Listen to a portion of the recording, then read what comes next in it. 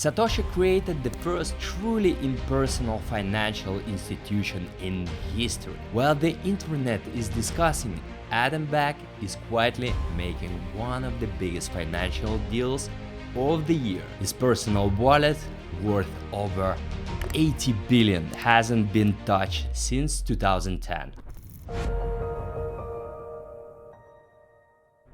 A man created 2 trillion and disappeared. In April of this year, one of the most influential newspapers in the US published an investigation spanning 10,000 words and 18 months of work. The author is John Carreyrou, a New York Times journalist and 2-time Pulitzer Prize winner. The same man who once exposed Theranos and helped bring down Elizabeth Holmes. The subject of the investigation: the identity of the man who created 2 trillion and disappeared. His name is Satoshi Nakamoto. Or maybe not. No one knows his real identity, and it's remained a mystery for 15 years. No one knows who he is, a man or a woman, one person or a group, whether he is alive or dead. Yet, what he created is now used by hundreds of millions of people. His personal wallet, worth over 80 billion, hasn't been touched since 2010. Today, I'll walk you through this investigation. We'll look at the prime suspect, the evidence, why he continues to deny it, and one detail that could mean we're witnessing one of the largest securities law violations in history, in real time. Let's begin. Who is Satoshi and what has he done? October 2008. The financial world has just faced one of the largest crises in history. Lehman Brothers had collapsed. Banks were asking for government bailouts. Millions were losing their savings, jobs, and homes. Confidence in the system was at all-time low. At that moment, a letter appeared on a little-known cryptographic forum. Its author, a certain Satoshi Nakamoto, attached a 9-page document, a white paper. It described a new system, peer-to-peer electronic cash that operated without banks, without intermediaries, without governments. No one paid much attention. A few months later, Satoshi launched the network. He mined the first blocks himself.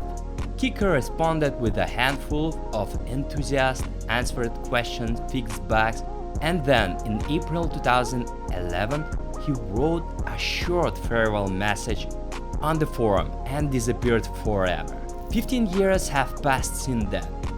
What he launched has grown into a network with a market capitalization of over $2 trillion. His personal wallet, around 1.1 million bitcoins, has never been touched, not a single transaction. Who is Adam Back? Adam Back isn't just a random guy in this story. He's been ingrained in Bitcoin since before Bitcoin even existed. In 1997, Back created Hashcash, a proof-of-work system. The idea is simple, yet elegant. To send an email, your computer must first solve a math problem, not difficult for a single email. It took seconds to solve it.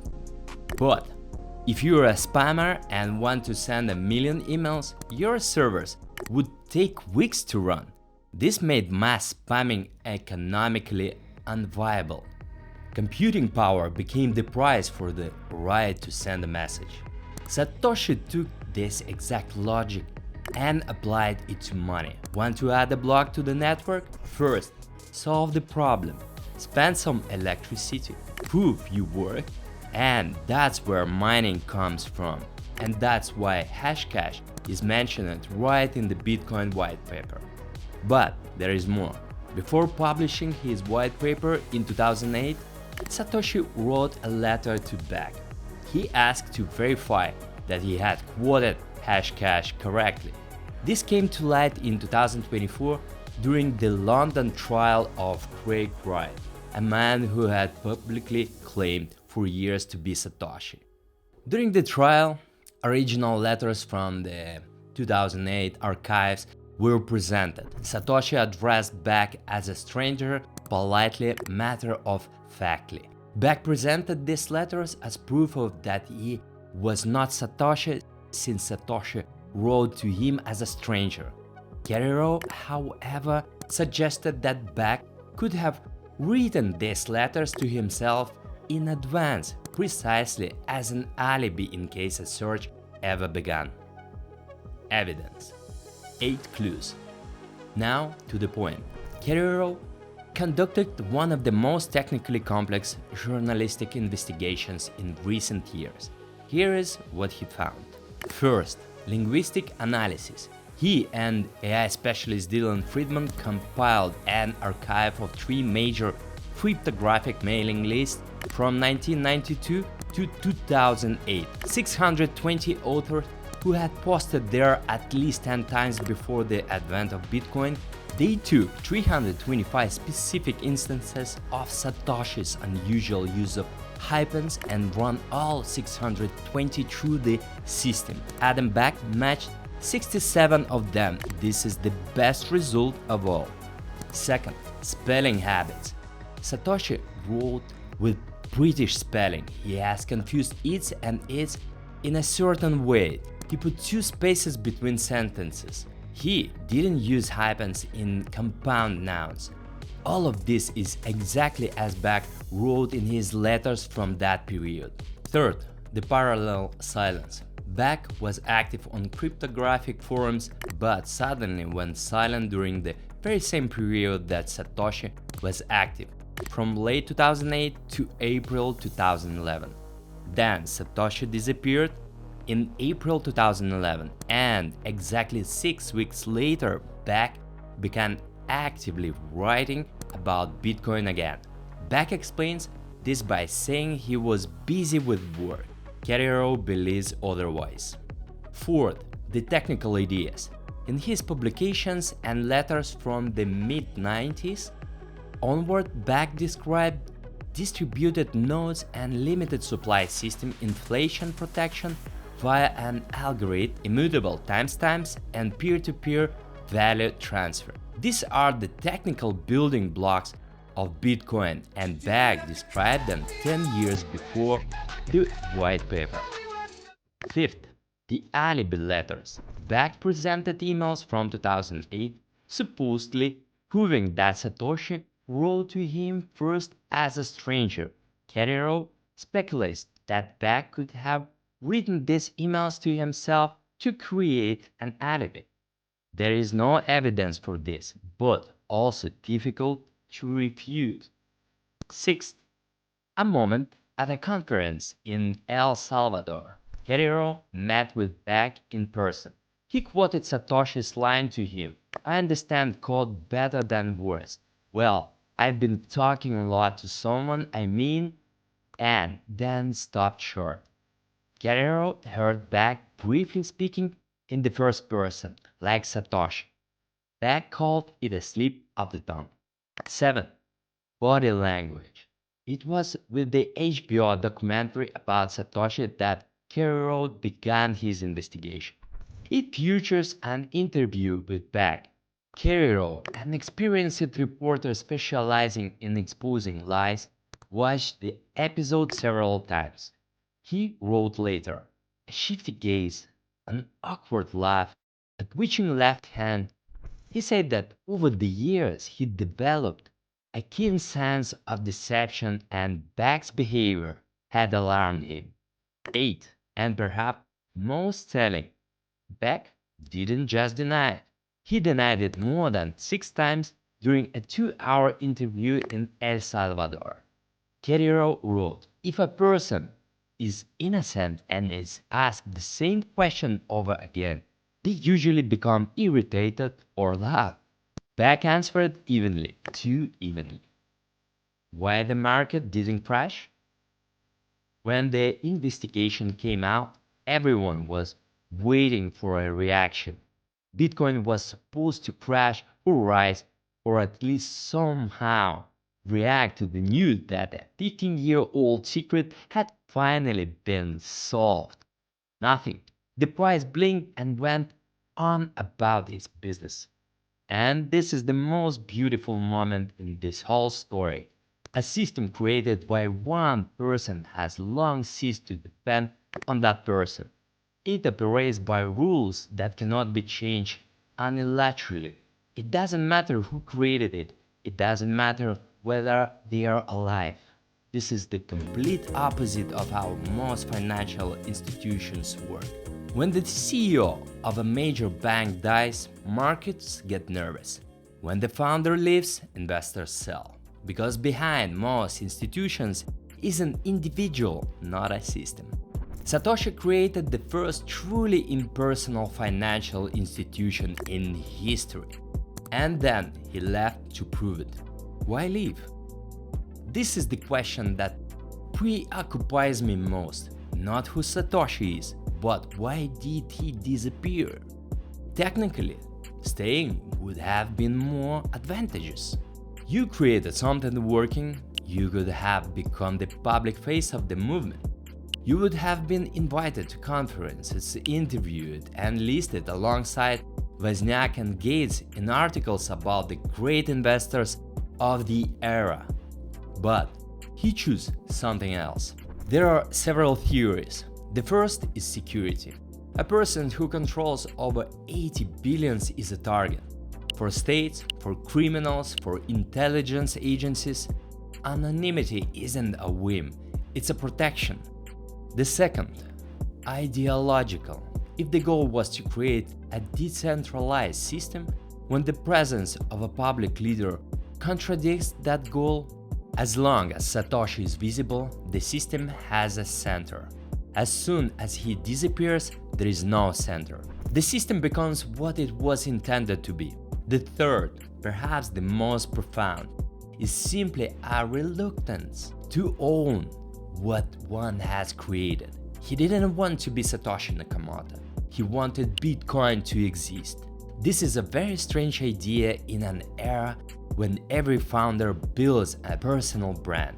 When Musk is more than Tesla and SpaceX combined. When Bezos and Zuckerberg are the faces of their companies. Satoshi did the opposite. He disappeared so that the idea would be bigger than the person.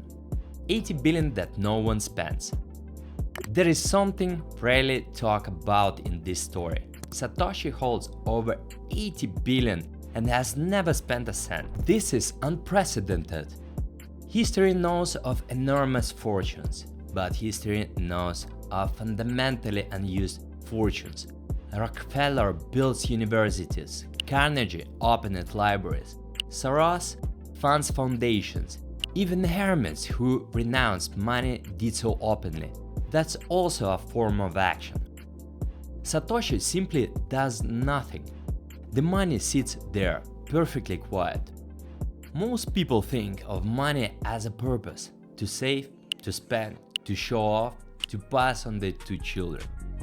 Satoshi thought of money as a tool, and a tool that was needed exactly once to run the system. After that, the tool was no longer needed, and he simply abandoned it. We usually think the more money, the more power. Satoshi demonstrated the opposite. Sometimes maximum power is the complete surrender of a control. He created the system, gave it to the world, and left. And that's precisely why the system survived. Shocking facts. Remember what I said at the beginning? Stay until the end? While all this happening, while Carreyrou is writing the investigation, while Beck is denying it, while the internet is discussing it, Adam Beck is quietly making one of the biggest financial deals of the year. He is taking a company publicly. It's called BSTR, Bitcoin Standard Treasury Company. The idea is simple: accumulate as much Bitcoin as possible on the balance sheet of a public company and give ordinary investors access to true shares, like Michael Saylor with his strategy, Only Back. Partner: Cantor Fitzgerald, one of the oldest and largest financial houses on Wall Street. The SPAC deal is through a company owned by Brandon Lutnick, the son of US Secretary of Commerce Howard Lutnick. At launch, there are 30,021 Bitcoin on the balance sheet. Of these, 25,000 are contributed personally by Beck and the other founders. That's over $3 billion in Bitcoin alone, plus $1.5 billion in funding, the largest pipe in Bitcoin's SPAC history. A Nasdaq listing is planned under the ticker BSTR. The company immediately became the fourth largest public Bitcoin holder in the world, just behind Marathon, MicroStrategy, and a couple of other players. Beck himself commented, "Bitcoin was created as honest money. BSTR is being created to bring that same honesty to modern capital markets." Sounds good? But here's the problem. The company is going public. This means the strict requirements of US securities laws. Any information material to investor must be disclosed. This is not advice, it's the law. If Adam Beck is Satoshi, then in addition to 25,000 bitcoins he contributes to BSTR, he controls another 1.1 million coins in Satoshi's wallet. At current price, is worth over 80 billion. That's the largest private Bitcoin holding in the world, 44% larger than Strategy. If these coins ever start moving, it would crash the market. This is clearly material information. This is something investors should know before buying shares. Carreyrou wrote about this directly in his investigation. He added that he learned of these circumstances after interviewing Beck. Had he known earlier, the conversation would have been completely different. And here is a separate detail that was noted in the industry. Beck knew in advance that the NYT was publishing an investigation calling him Satoshi, and yet he still agreed to a photo shoot for the same article in Miami, several weeks before the article's release. Carreyrou himself wrote about this with surprise. If you are not Satoshi and you know the newspaper is publishing an article calling you Satoshi, why pose for their photographer? ETF analyst James Seyfarth commented briefly, succinctly, "If you are talking a company public, that's damn good publicity. And it's worth exactly zero. Either he's innocent and just building a company, or he's a Satoshi, in which case this is one of the biggest securities law violations in history, right now in real time." Satoshi left behind several things to ponder. Not lessons, not things to ponder, because there are no definitive answers. He created the only system in history where the identity of the creator is irrelevant, not because it happens, but because he deliberately made it impossible. He replaced human trust with mathematics. This isn't a lesson for business in the real world. People are the system. Businesses rely on people, that's a fact. But in this particular case, he found an architectural solution that works without him. And it's been working for 15 years now. He disappeared with 80 billion and didn't spend a cent. You could call it discipline, you could call it fear, you could call it a principle, we don't know. And that's what makes history come alive. Now, look at what's happening right now. The man called Satoshi is talking his company public. If it's him, financial history has come full circle. The anonymous creator is returning via the public markets. 15 years of silence and then the Nasdaq. This is either the most beautiful financial drama in the history of civilization, or he's simply a smart businessman building a company and it's tired of other people's theories. We'll find out. Watch the growth of BSTR, the company's organic activity, and whether Satoshi's wallet is moving. It hasn't been touched since 2010, and thousands of people around the world check it every day. But here is what we already know for sure. Bitcoin is a working tool. It has opened up millions of opportunities for other solutions. The financial system has changed irrevocably, regardless of who Satoshi is, whether he is alive, and whether he'll ever spend even one of these million coins. 15 years is a long time, but perhaps the most interesting part is just beginning. If this episode resonated with you, give it a like and share it with your friends. One thing's interesting. Do you now believe more strongly that he's back or not? Write a number. 1. He is.